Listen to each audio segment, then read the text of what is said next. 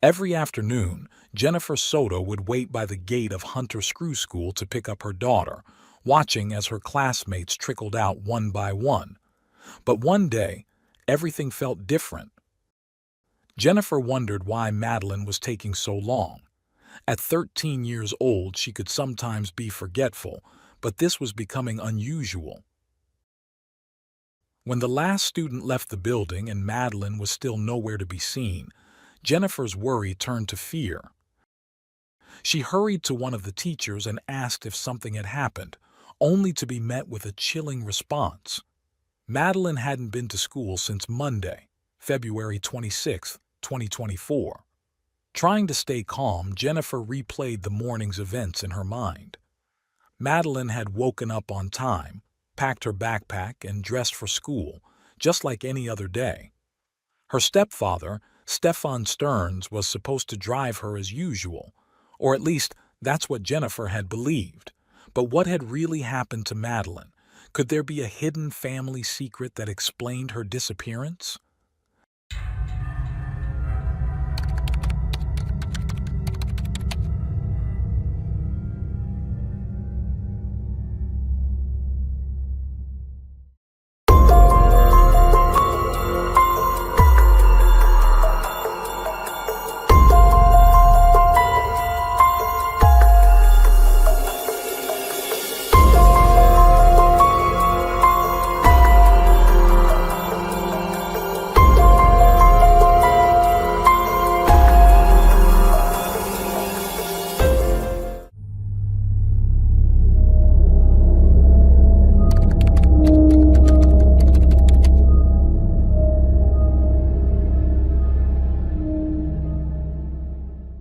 The details of Madeline Soto's short life remain mostly private out of respect for her as a minor and because of the crimes committed against her.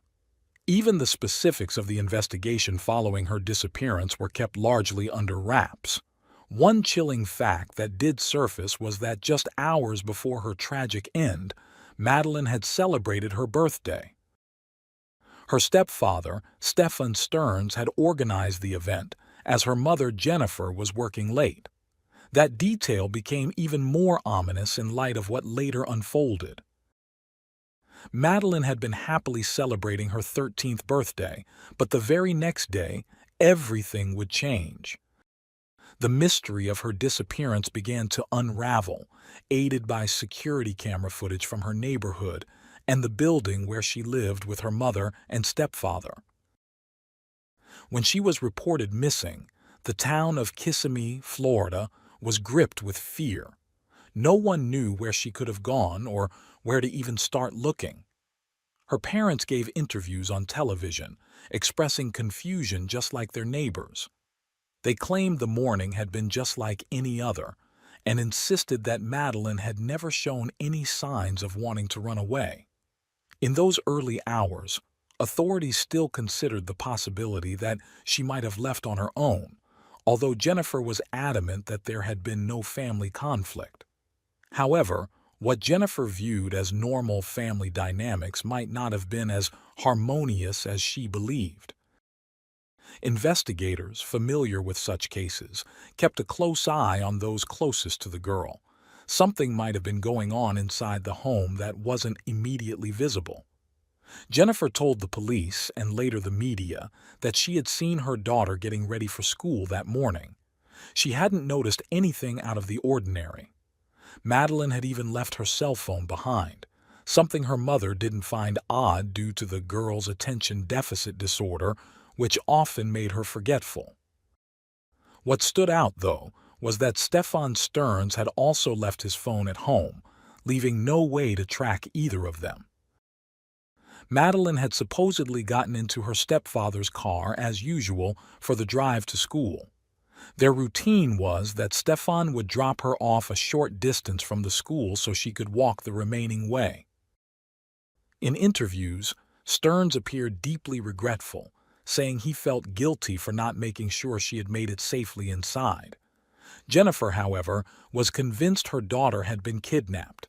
There had been no ransom demands or clear signs of abduction, but authorities focused on the family's cell phones and Madeline's social media for clues.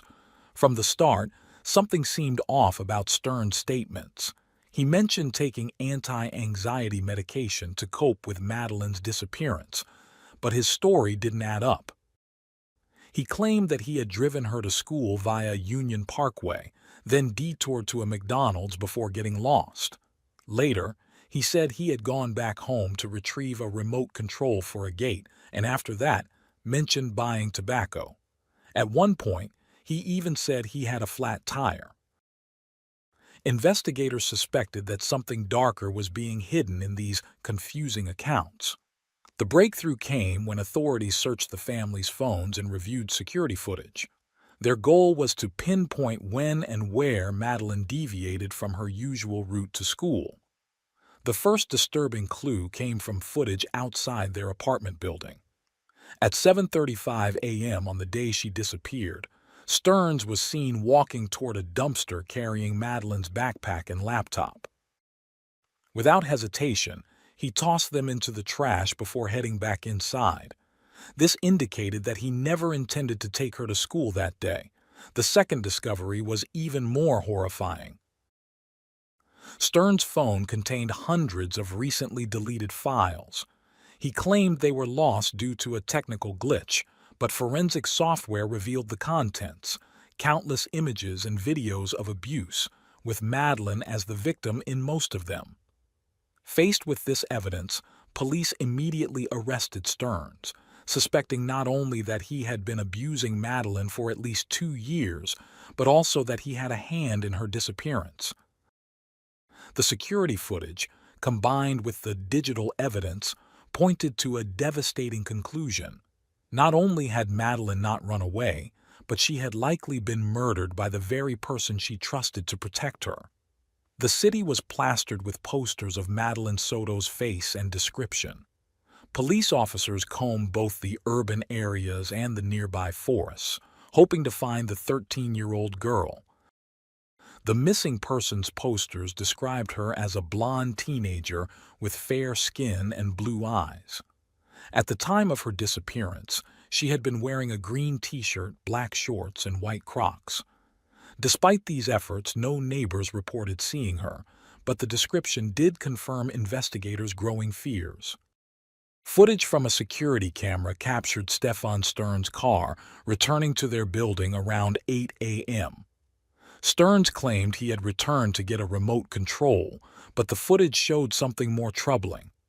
In the passenger seat was a young girl slumped over, matching Madeline's description. For the investigators, this wasn't a hopeful sign. They didn't believe Stearns had brought her home. Instead, they suspected that by then, Madeline was already dead. Multiple security clips taken between 7:36 and 8:19 a.m. showed the girl in the same exact position.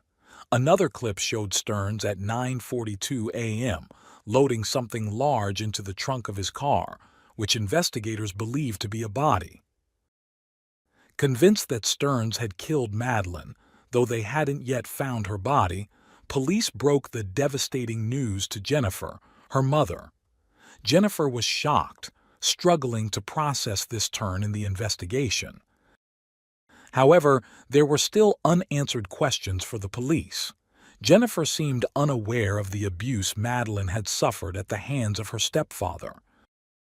She then began to share unsettling details about their family life.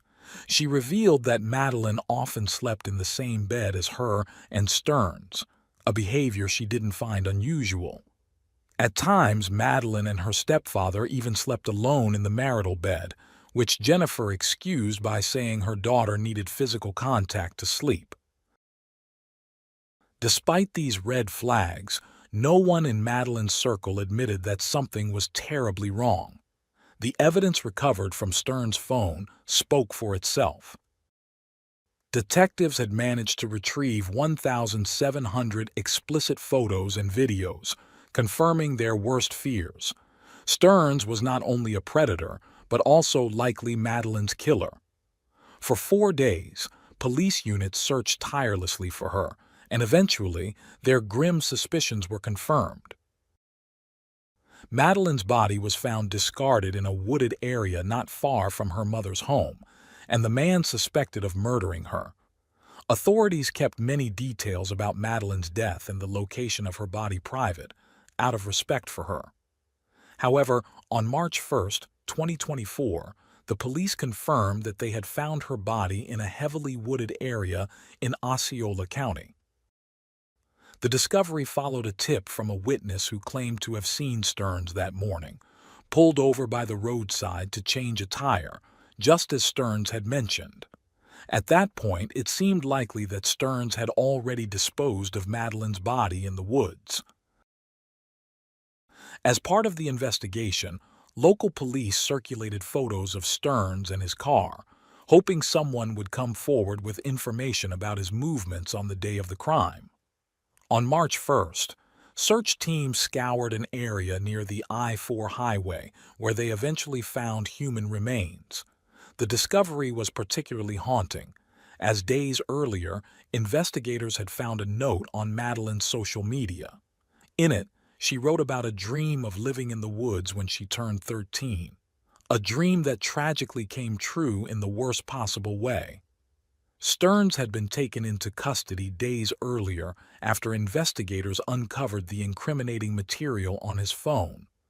Once Madeline's body was found, a formal arrest warrant was issued for him on March 4th. He faced charges not only for murder but also for years of abuse, with the evidence showing that Madeline had been his victim since the age of 11. Despite the sensitive nature of the case, there was a shocking incident involving the sheriff of Osceola County. Less than 24 hours after Madeline's body was found, the sheriff accidentally posted a photo of the crime scene on Instagram. In the image, the clothing matched what Madeline had been wearing when she disappeared. The post was quickly removed, and he apologized, insisting it was an accident. Nonetheless, the public and media were outraged, calling for his resignation.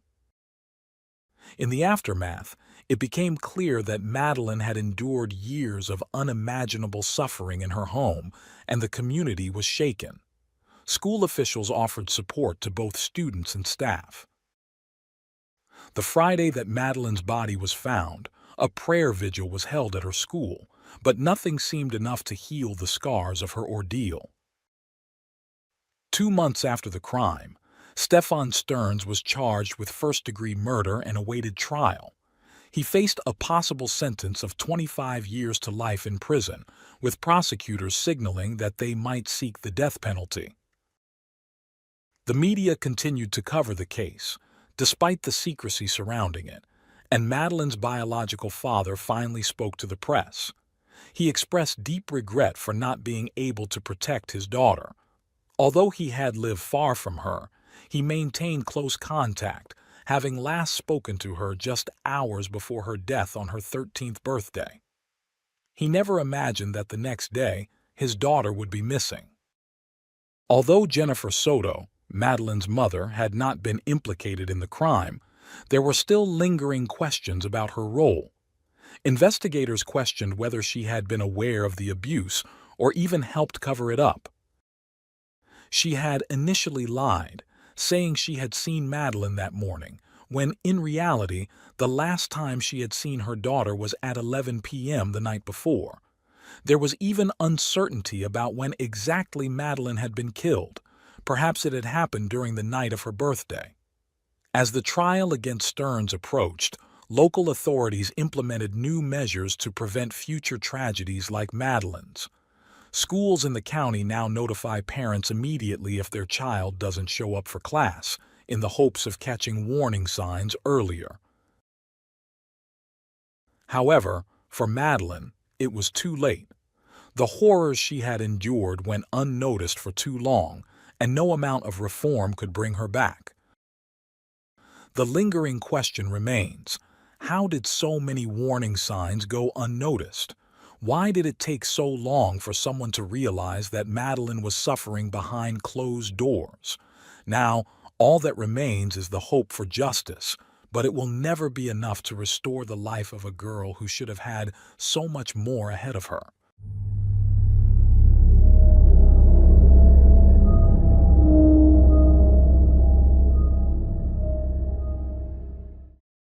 Thanks for tuning in to Unreal True Crime.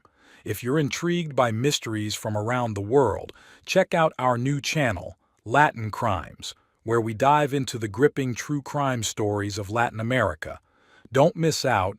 Subscribe now for more thrilling investigations.